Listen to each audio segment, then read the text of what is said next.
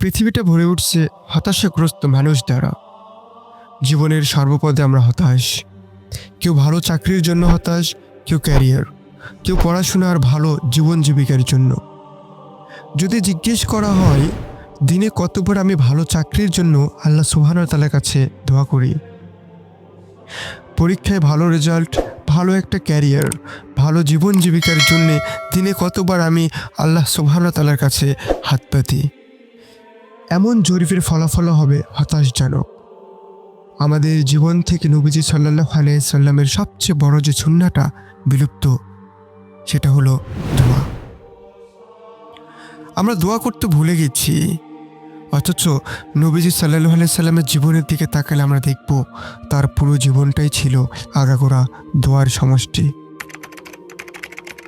তিনি ঘুম থেকে উঠে দোয়া করতেন, অজু করার আগে দোয়া করেছেন, অজু শেষ করে দোয়া করেছেন, তিনি নতুন জামা গায়ে দিতে গিয়ে দোয়া করেছেন, জুতো পরতে গিয়েও দোয়া করেছেন, ঘর থেকে বের হবেন দোয়া করেছেন, ঘরে ঢুকবেন দোয়া করেছেন, আকাশে নতুন চাঁদ দেখে দোয়া করেছেন, মোরগের ডাক শুনে দোয়া করেছেন, তিনি সুসংবাদ শুনে দোয়া করেছেন, দুঃসংবাদ শুনে দোয়া করেছেন।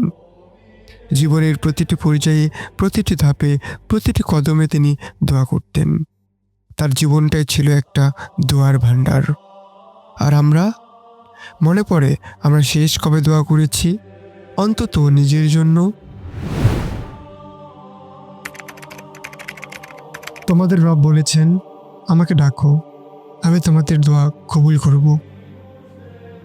কোরআনে বর্ণিত নবী রাসূলদের জীবনের দিকে তাকালেও আমরা দেখি যে তাদের জীবনেও দোয়ার ছিল এক আশ্চর্য রকম প্রভাব।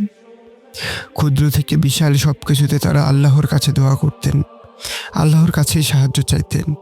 মরণ ব্যাধিতে আক্রান্ত হয়েও নবী আইয়ুব আলাইহিস সালাম আল্লাহর উপর থেকে নিরাশ হননি, দোয়া করা ছাড়েননি।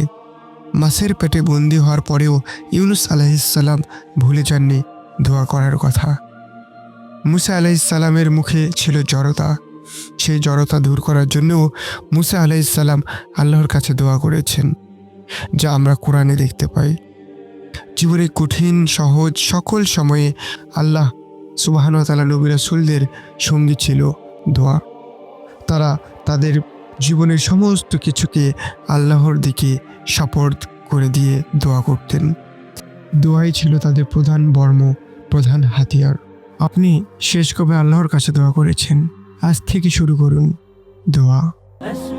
وأجتاز السماء جلالا فأزيد أسراب الغيوم جمالا